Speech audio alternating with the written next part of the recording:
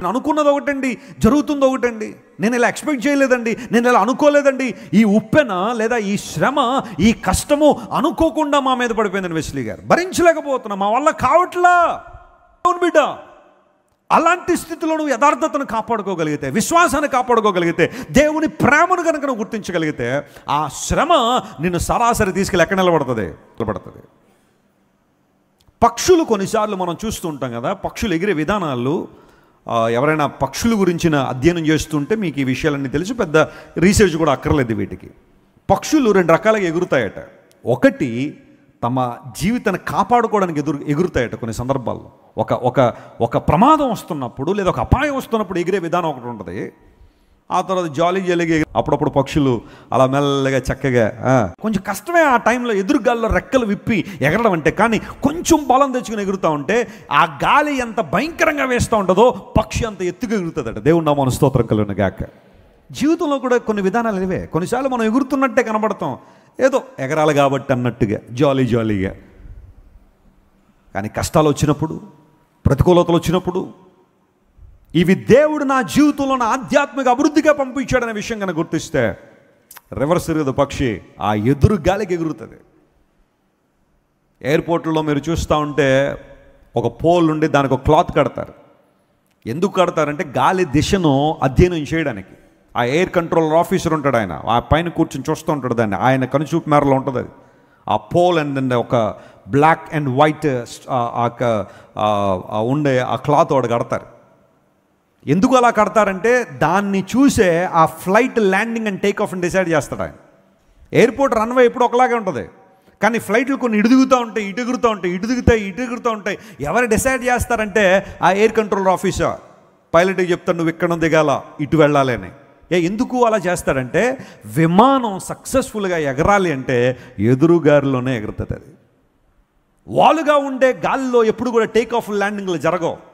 ఆ ఎదురుగాలిలో వైపు చూస్తాడు పైలట్, నీ విమానం చక్కగా సేఫ్గా వెళ్ళిపోవాలంటే ఆ ఎదురుగాల్లో ప్రయాణం చేయంటాడు. Sometimes life is not easy.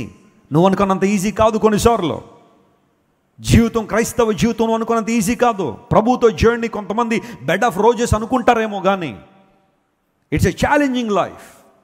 To keep up your faith in hard times, in difficult times, it's very very difficult. కొన్నిసార్లు చాలా కష్టంగా అనిపించవచ్చు. నాకే ఎందుకు ఈ శ్రమ, నాకే ఎందుకు ఈ నింద, నాకే ఎందుకు ఈ అవమానం, నాకే ఎందుకు ఈ రోగం, నాకే ఎందుకు ఈ ఆర్థిక సంబంధ ఇబ్బంది. When my God is so rich, why I suffer poverty. నా దేవుడు అంత భాగ్యవంతుడైనప్పుడు ఈ పేదరికం నాకెందుకు? నా దేవుడు స్వస్థపరిచువాడైనప్పుడు ఈ రోగం నాకెందుకు? ఈ హాస్పిటల్ చుట్టూ తిరిగే ఈ పరిస్థితి నాకెందుకు? ఈ నిందలు ఎందుకు? ఈ అవమానాలు ఎందుకు? ఈ ఎడబాటు ఎందుకు? ఈ ఒంటరితనం ఎందుకు? కొన్నిసార్లు అనిపించచ్చు. At the time focus on God. దేవుని వైపు చూడు. ఆయన ఏ పాఠాలు నేర్పించాలనుకుని నేర్చుకో. నీ జీవితంలో ఇంకా ఇంకా ఉన్నతమైన స్థితికి ఎదగడానికి ఆ ఎదురుగాలను ఉపయోగించుకో. ఒకనాడు నువ్వు చూస్తావు, ఎందుకోసం ఆ దేవుడు ఈ శ్రమ నా జీవితంలో పంపించాడని, ఎందుకోసం ఆ ఇబ్బంది నా జీవితంలో పంపించాడని. ఐగుప్తు దేశానికి యోసేపు ఒక ప్రయోజనకరమైన గవర్నర్గా మార్చబడ్డానికి కారణం అతడు ఎదుర్కొన్న శ్రమలే. తండ్రి ఇంటిలో ఉన్నంతసేపు యోసేపుకి పరిస్థితుల గురించిన అవగాహన లేదు. మంచి అంగీలు వేసుకున్నాడు, తండ్రి కుట్టించిన అంగీ వేసుకున్నాడు. ఆహారానికి లోటు లేదు, గౌరవానికి లోటు లేదు, ప్రేమకు లోటు లేదు. యాకోబుకి యోసేపు అంటే వల్లమాలిన ప్రేమ. ఆ ప్రేమ ఇంకా వర్ణించలేమన్నాడు. ఎందుకోసం అంటే యాకోబు గారికి రాహేల్ అంటే చాలా ఇష్టం. ముందు ఆమెనే కదా పెళ్లి చేసుకోవాలను రాహేల్ని. ఆ దేశ సాంప్రదాయం అడ్డొచ్చేసింది. రాహేల్ స్థానంలో ఎవరు వచ్చేసారు? లేయా. రాత్రి వివాహం అయిపోయింది. తెల్లవారిన తర్వాత భార్యను చూద్దాం అనుకుని ఇలా ఆ వేలు పైకి లేపేసరికి ఎవరున్నారు? లేగారు ఉన్నారు. క్రైస్తవ వివాహంలో కూడా వేలు తీపిస్తారు కదా. ఆ ప్రమాణాలు అయిన తర్వాత, బాబు ఒకసారి నువ్వు పెళ్లి చూపులు చూసిన అమ్మాయి ఈ అమ్మాయి ఒకటా కదా చూడని ఆ వేలు తీపిస్తారు. ఏదో ఫన్ కోసం అలా అంటారు, కానీ ఆమె ఎవరో వాళ్ళకి తెలుసు. Can you imagine a person which you don't know at that time? ఇలా వేలు తీయగానే లేగారు హాయ్ అందే. యాకోబు గారికి హార్ట్ అటాక్ వచ్చినంత పని అయింది. నేను కోరుకుంది ఎవరిని, నాకు ఇచ్చింది ఎవరు? మామగారు అన్నాడు. ఏంటి బాబు, నేను రాహేల్ కదా కోరుకున్నాను, లేని ఇచ్చేవేంటి? లేదు నేను మా దేశ సాంప్రదాయం, మరి తప్పదో, మా చిన్న కూతురికి పెళ్లి చేయాలంటే పెద్ద కూతురికి అవ్వాలి కదా, నువ్వు చాలా మంచోళ్ళలాగా ఉన్నావు, సర్దేసుకో అన్నాడు. మరలా రాహేలు కావాలంటే ఏం చేయాలి? ఇంకో 7 సంవత్సరాలు బాండ్ రాసేయి, నా దగ్గర పని చేస్తానని, రాహేల్ని ఇస్తానని. అప్పటికే 7 సంవత్సరాలు కష్టపడ్డాడు, మరలా ఇంకో 7 సంవత్సరాలు రాహేల్ కోసం. ఇప్పుడు 2 భార్యలు పోషించాలంటే ఏం కావాలి? మళ్ళీ ధనం కావాలి కదా, ఓర్నవుద్దా? సో మళ్ళీ 6 సంవత్సరాలు కొలువు చేశాడు మంద కోసం. పాత నిబంధనలో అది కొనసాగింది, కానీ నూతన నిబంధనలో ఏకపత్ని పురుషుడు అన్నాడు. ఇది పాత నిబంధనలో ఉన్న ప్రక్రియ. రాహేల్ అంటే చాలా ఇష్టం యాకోబుకి, చాలా ప్రేమ.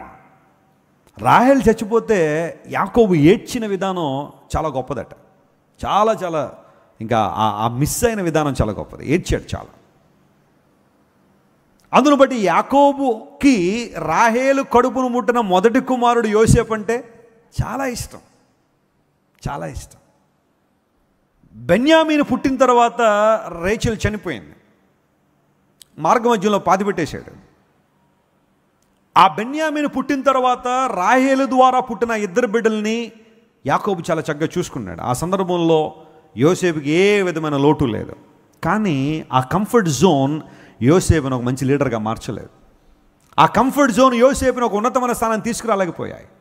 Then God started teaching lessons to Joseph, how to handle situations, how to handle hatredness, humiliation, suffering, hunger, pain, hard times, difficult times, unknown place, unknown language, unknown culture.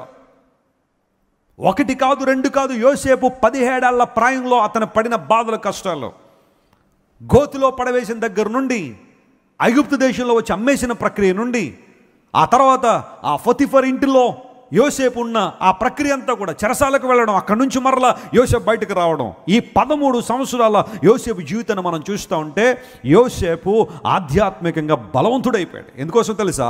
అతను ఎదుర్కొన్న కష్టాలు, ఇబ్బందులు అతను ఉన్నతమైన స్థితికి తీసుకొచ్చాయి. యోసేపు, నీకు తెలియని విషయం అంటే ఏదైనా ఉందా? సింహాసనం ఎక్కిన తర్వాత ఇది నాకు రాదనే విషయం ఏమైనా ఉందా? ఏమిలా. ఎందుకోసం? ఈ 13 సంవత్సరాల కఠిన ట్రైనింగ్లు అన్నీ నేర్చుకున్నాను నేను. ఈరోజు ఇండియా పాకిస్తాన్ యుద్ధం జరుగుతూ ఉంది. అఫీషియల్గా వార్ డిక్లేర్ చేశారు పాకిస్తాన్ వాళ్ళు. మనందరికీ తెలుసు, ఒక 28 మందిని ఉగ్రవాదులు పట్టున పెట్టుకున్నారు. భారతదేశం చాలా చాలా కఠినమైన నిర్ణయం తీసుకుంది ఉగ్రవాదాన్ని రూపుమాపాలని. ఆ పిఓకే దగ్గర ఉన్న ఆ ఉగ్రవాద సంస్థల మీద దాడి చేశారు. ఒక 100 మంది ఆ రాత్రి చనిపోయారు. జీర్ణించుకోలేకపోయిన పాకిస్తాన్ యుద్ధం ప్రకటించారు. బార్డర్లో పరిస్థితులు బాగాలేదు. మనకి న్యూస్లో వచ్చినంతగా లేదు. అక్కడ న్యూస్లో కొన్నే వస్తున్నాయి మనకి.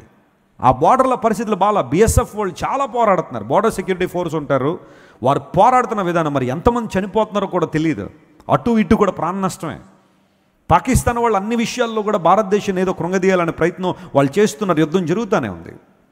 అయితే ఒక సైనికుడు యుద్ధంలో పోరాడాలంటే ఒక రిగ్రెస్ ట్రైనింగ్ ఉండ వెళ్ళాలి వాళ్ళు. ఎవరు పడితే వాళ్ళు, ఇప్పుడు నేను వెళ్ళి బార్డర్లో నిలబెట్టుకుని పోరాడతానంటే ఒకటే బుల్లెట్, అక్కడి నుండి ఎక్కేసానంటే రాయబండ్రికి వచ్చి పడిపోతాను నేను. నాకు తెలియదు పోరాడడం, యుద్ధంలో పోరాడడం నాకు తెలియదు. ప్రసంగం చెప్పడం అంటే తెలిసేమో. ఆ రిగ్రెస్ ట్రైనింగ్ ఉండ వాళ్ళు వెళ్ళాలి. అమెరికాలో నేవీ సీల్స్ అని ఉంటారు. వాళ్ళు ఇంకా ట్రైనింగ్ అంటే మామూలు వాళ్ళు ఎవరు కూడా ఒక్క నిమిషం కూడా ఉండలేము. మనలాంటి వాళ్ళు ఎవరు ఉండలేము. ఆ నేవీ సీల్స్ ట్రైనింగ్ వాళ్ళు చేయిందంటూ ఏది లేదు. పెద్ద పెద్ద విమానాల దగ్గర నుండి చిన్న చిన్న పరికరాల వరకు అన్నీ ఆపరేట్ చేయగలుగుతారు వాళ్ళు. బురదలో, ఇక్కడ నడువులోతు బురదలో గంటకు 40 కిలోమీటర్ల పరిగెత్తగలిగే సామర్థ్యం ఉంటుందంట వాళ్ళకి. మనం అడుగు తీసి అడుగేయడానికి గంట పడుతుంది మనకి. వారు ఆపరేట్ చేయలేని గన్ అంటూ ఏది ఉండదు, మెషిన్ అంటే ఏది ఉండదు. ఒకవేళ భోజనం దొరకకపోతే ఏది దొరికితే అది దాంతో సర్వైవ్ అవ్వగలిగే మెథడ్స్ వారి దగ్గర ఉంటాయి. చిన్న చిన్న కీటకాలు తినేసి బతికేస్తారట. ఆ కీటకాల బ్లడ్ సక్ చేసి అదే వాటర్గా తీసుకుని బతికేసే వాళ్ళు చాలామంది ఉంటారట. ఎన్నో కష్టాలు పడితేనే కానీ ఆ స్థాయికి రాలేరు. Joseph, is there anything that you can't handle? సింహాసనం మీద కూర్చొని యోసేపు నువ్వు హ్యాండిల్ చేయలేని స్థితి ఏదైనా ఉందంటే నథింగ్. ఎందుకోసం అంటే 13 సంవత్సరాల నా ట్రైనింగ్లో దేవుడు అన్నీ ఏం చేశాడు, నాకు నేర్పించాడు. సొంత కుటుంబ సభ్యులు హేట్ చేస్తే ఆ భయంకర బాధ ఎలా ఉంటుందో యోసేపుకు తెలుసు. భాష తెలియదు, కల్చర్ తెలియని ప్రాంతంలో మనుగడ సాగించడం అంటే ఏంటో యోసేపుకు తెలుసు. 11 సంవత్సరాలు ఒక శోధన భరించడం అంటే ఏంటో యోసేపుకు తెలుసు.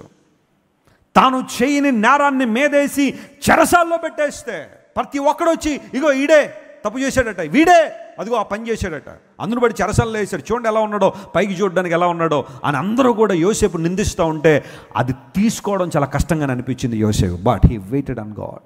దేవుని మీద ఉన్నాడు. ప్రభువా, నాకు హెచ్చింపునిచ్చేవాడు నీవు, బలపరుచువాడు నీవు, నన్ను నిలబెట్టువాడు నీవు నాయనని యోసేపు ఆ శ్రమలో దేవుని మీద ఆనుకుని ప్రభు కోసం ఎదురు చూశాడు. One fine day he got a call from Pharaoh నుండి పిలుపు వచ్చింది. యోసేపు అంటే ఎవరో చెరసాలలో ఉన్నాడు రండి అనగానే వెంటనే యోసేపు ఎలా తయారాడు తెలుసా? రాజకుమారులా తయారాడు. స్తోత్రం చెప్పండి, hallelujah. He got ready like a princess. ఒక ప్రిన్స్లా తయారయ్యాడు, రాజకుమారులా తయారైపోయాడు. చక్కగా హెయిర్ కట్ చేసుకున్నాడట, మంచి వస్త్రాలు వేసుకున్నాడు. వెళ్ళేటప్పుడు చెప్పుంటాడు, టైం అయిపోయింది, ఇంకా నా చెరసాల సమయం ముగిసింది, దేవుడి సింహాసనాన్ని ఇచ్చేస్తున్నాడు. Are you talking sensibly Joseph? ఇప్పుడు దాకా చెరసాలలో ఉండి ఇప్పుడు సింహాసనం ఎక్కుతావు, నువ్వు మాట్లాడితే కరెక్టేనా? Yes, this is the time of my God. నా దేవుడు నన్ను హెచ్చించాలని నిర్ణయించుకున్నాడు. See me in a wonderful place. వెళ్ళాడు అంతే. అక్కడ నుంచి ఫరో పెద్ద ఎక్కువ రోజులు కాన్వర్జేషన్ కూడా జరగల. చెరసాల నుంచి బయటకు వచ్చాడు, ఫరో ముందు నిలబడ్డాడు. ఇతను వంటి దేవుని ఆత్మ కలిగిన వాడిని మనం కనుగొనగలమా? I would like to make him as the governor of Egypt. నేనైనా సరే నా కాలైనా నా చెయ్యైనా కదపాలి అంటే యోసేపు గారి పర్మిషన్ కావాలి. ఫరో సబ్మిట్ చేసుకున్నాడు యోసేపుకి. And Joseph became a blessing. యోసేపు ఆ స్థానానికి వచ్చిన తర్వాత దాన్ని ఏమన్నా మిస్యూజ్ చేశాడా? చేయలా. ఫర్గివ్నెస్ అతనిలో ఉంది. ప్రజలకు దీవెనకరంగా మారాడు. తన జ్ఞానంతో ప్రజల్ని కాపాడగలిగాడు. 7 సంవత్సరాల భయంకర కరువులో తనను, తన ప్రజల్ని, తన కుటుంబాన్ని కాపాడుకున్నాడు యోసేపు. దేవుని ప్రజలారా, ఈరోజు ఒక సవాల్ నువ్వు ఎదుర్కొంటున్నావా? ఒక ప్రతికూలతలో నీవు ఉన్నావా? యొక్కబెదువలే దేవుని వైపు చూడు.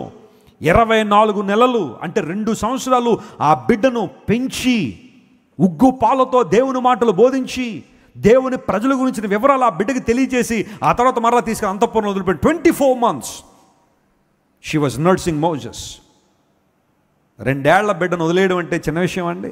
తీసుకెళ్ళి అంతఃపురంలో వదిలిపెట్టిన, దేవా నా కుమారుని నీ చేతిలో పెడుతున్నాను, నీవే నడిపించని. ప్రతికూలతలో దేవుని కోసం నిలబడగలిగింది యోకెబెదు. అందును బట్టి బైబిల్ సెలవిచ్చింది. ఇంటికి వెళ్ళిన తర్వాత మీరు చదవండి. హిబ్రూస్లో చాప్టర్ 11లో ఫెయిత్ హీరోస్ గురించి మాట్లాడుతూ అమ్రాము యొకెబెదుల గురించి కూడా దైవజనుడు పౌలు గారు మెన్షన్ చేశాడు. ఈ సంఘటన జరిగిన కొన్ని వేల సంవత్సరాల తర్వాత విశ్వాస వీరుల జాబితా రాయాలని పరిశుద్ధాత్మ దేవుడు పౌలుకు ప్రేరేపణనిస్తే ఆ ప్రేరేపణలో భాగంగా అమ్రాము యొకెబెదుల గురించి పౌలు మాట్లాడడం చిన్న విషయమా? చాలా పేర్లు రాయగలను కానీ రాయలేదన్నాడు. ఆ తర్వాత చాలామంది గురించి చెప్పగలను కానీ రాయలేని పరిస్థితిలో అమ్రాము యొకెబెదు గురించి, మోషే జీవితంలో అతని తల్లిదండ్రుల గురించి పౌలు గారు ఒక వచనంలో రాస్తూ ఏమంటాడు తెలుసా? మోషే పెద్దవాడైనప్పుడు అనే మాట రాయడానికి ముందేమంటాడంటే, మోషే యొక్క తల్లిదండ్రులు విశ్వాసం చేత రాజాజ్ఞకు ఏమవ్వలేదంట, వాళ్ళు భయపడలేదు. స్తోత్రం చెప్పండి, hallelujah. She was a courageous women. ఆమె ధైర్యంగా ఉందట, రాజాజ్ఞకు కూడా భయపడలేదట.